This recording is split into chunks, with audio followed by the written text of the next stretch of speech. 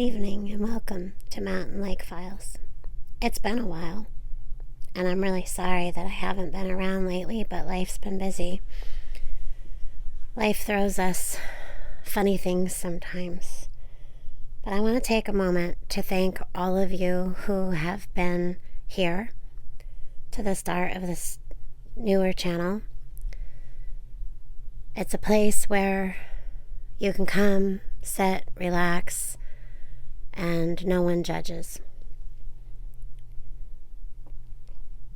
I also want to thank you guys from within myself for supporting everything that's going on here and will go on here. Without you guys, it would just be me talking out into the air. Tonight's story is going to be a bit different. It's a personal story about a woman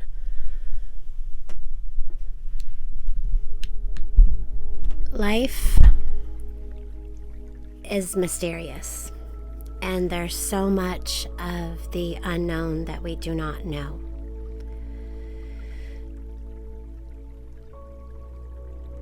So the story starts. When I was a child, I dreamed in color, and it was very, very vivid. I dreamt of all kinds of things that were good, and about animals and nature and trees blowing through the wind with their leaves and the sound rustling. And however, when I grew a bit older, probably around the age of 4, I always knew there was something else good and unfortunately evil. So by day, I traveled through the woods, playing in the dirt, looking at every little insect and bug and every little leaf of the detail of the veins and even the drop of the dew off the leaf in the morning. And I had noticed that even the butterflies were inside the fluted flowers, and they would come out and have dry wings, and they would lap up the nectar off the outside of the fluted flower, and then they would fly about their day. And I often wondered where they went, what they did, and how beautiful that it was, their wings were, and that they were able to fly. And I would look at the birds, and again, the trees with their leaves blowing in the wind, and listening to the wind rustle through. And I felt really small, but I felt so connected to the nature that it spoke to me because I listened. But by night, after the days of playing in the water and in the lakes and in the woods and watching everything rustle about that most people seem to just kind of walk and ignore, by nightfall, there was something lurking, and that would come in my dreams.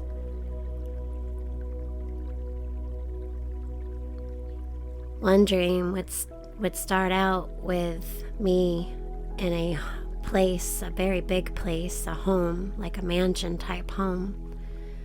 And there was all these people around, and it seemed they all knew each other, but I didn't know them. And in my dream, as I was dreaming around the age of 4, I was in my dream, I was older. And these people that were walking around and about, they were kind to one another, and they seemed kind of interesting. However, when they spoke to me, they could read my thoughts, and I could hear them without them speaking out loud. I was sitting at a table one night with a group of people that I seem to have known, but yet I didn't really know them at all. And this man come up to me, speaking the way he does with his mind to mine. And I was thinking for some reason of leaving. And he said to me, if you ever try to leave, we will catch you and bring you back. And in that dream, it always come to a point where these people in these cloaks would be in the lower part of this mansion, building, castle, whatever it be. And they would always have people on these wheels. They were strapped to these wheels and they would be spinning them, and the crowds would be yelling and clapping and cheering, and then they would chop off her head. These people were vampires. And at the age of 4, I didn't understand other than the horror. And I knew I had to escape. But it was a dream, right? And how does a 4-year-old know about vampires, even doesn't know what the word vampire even is? And doesn't really have a name for these people. But as you grow up, you gain knowledge about things. But at that time, at the age of around 4, I did not know what these people were. Later years, around the age of 6, I started dreaming about being outside with family members, and I remember my dad being there, and we were all playing basketball, and there was a van outside with a ladder on top. Everyone would go inside because it was getting dark, and I would still have the basketball in my hand and be on the porch. And all of a sudden, as it got darker, I would see this being running, and I was curious because I was wondering what it was. And at that moment, the being would jump on top over the van that had the ladder. And I could see a basketball hoop. And this being looked like a big dog, but it had hands like a human. And I would be scared because it was so scary and big. And I would run inside where the house I was used to would change. It was no longer my house. It was my house, but it didn't look like my house inside. And I would be running all through the house, and everyone that went inside was gone, and it was dark, and I was alone with this thing chasing me. And this thing would chase me all over the house, and I would run, and I would hide and get back out and run and hide. And we would always end up in an attic. And for some reason, I would always grab a lamp, and I would point it at it. And this thing would always laugh at me and tell me, "You can't hurt me. It's sunlight, silly." And I never really understood. And I had this dream from around the age of 6 till I was in my late 20s, early 30s. Until one day this dream stopped, when the last time I dreamt it was in my late 20s, early 30s. And when we finally got up, and it would always be the same, but little things would change. I found that I had the power to change my dreams. We would get up in the attic, and finally I got this thing back outside where it was daytime. It was morning, and it was the sunlight that hurt it, not the lamp. But how did I, at that age, so young, know to put light to this thing? I believe that our inner souls have good and evil. And I truly believe that inside of us, every single one of us has a light. And I knew internally, even at that young age of being that little girl, I knew all I had to do was shine light on that darkness and it would go away. But I had to do it the right way. and I was doing it wrong because I didn't know how. Later on in life, there was a lot of good things that happened, and again, I never stopped going out into nature and seeing the very beauty in nature. To the little ant that walked on the ground and they all worked together and made little ant hills and crawled in and out, to the little ladybug crawling on the leaf and the little hummingbird that would almost stand still as it hovered around the fluted flowers to collect nectar. The little squirrel that would hop around with a blue jay and they would get along. And at points in my life, the world looked like out of the movie of Snow White, where all of these animals and insects and just plants were just all together in such peace and harmony, and how beautiful nature is. But there was always that something that was always lurking, that was so sinister, just waiting to taint a little girl's dreams and a little girl's mind, to keep her running in fear. So, through life, it's a struggle. But finding that light that we have God-given within, through Him, through God, He gives us the strength, the knowledge, the discernment, and the power against evil.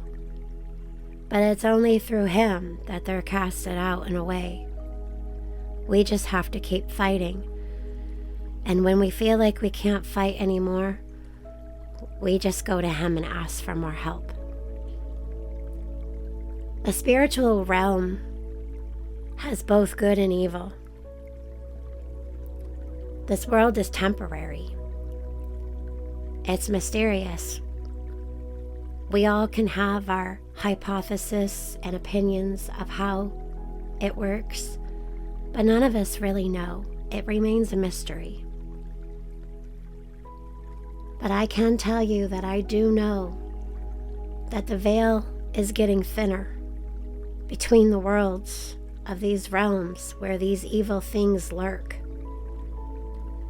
And they're just waiting for your light to go out. Be the light. Shine it bright. Don't ever give up. Keep up the fight, and when you feel like you can't fight anymore, just ask for more strength. Because God will give it to you. Any window, any crack that you leave open,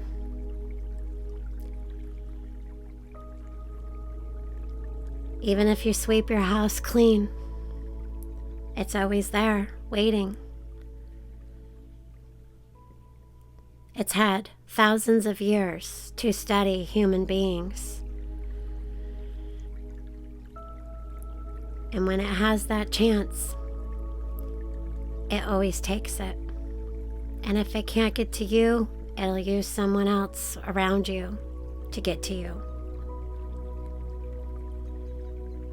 Evil has no boundaries. But you know what? You can get through this life. And you can hold that light and shine that light bright to drain out the darkness, even in the darkest times. So be strong, because evil is always there lurking to bring you down, to come as a feeling over you and anxiety, depression. It has no new tricks. It only has one bag of tricks, and it just mixes them up and uses them in different ways to try to get at you.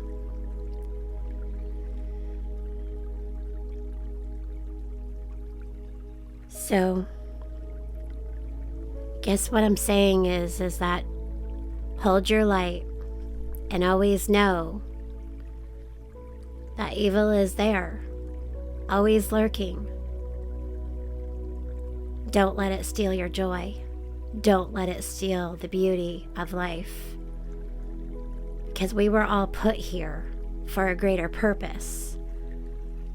And that enemy, that evil, is just here for the collateral damage. Don't you be its collateral damage.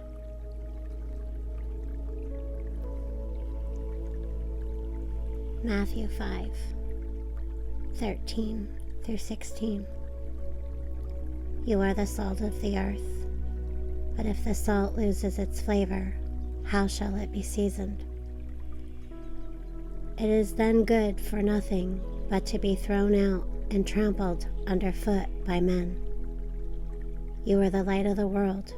A city that is set on a hill cannot be hidden, nor do they light a lamp and put it under a basket, but on a lampstand, and it gives light to all who are in the house. Let your light so shine before men, that they may see your good works and glorify your Father in heaven. There is one place that evil is not allowed, and that is the realm where God has set a place for us all.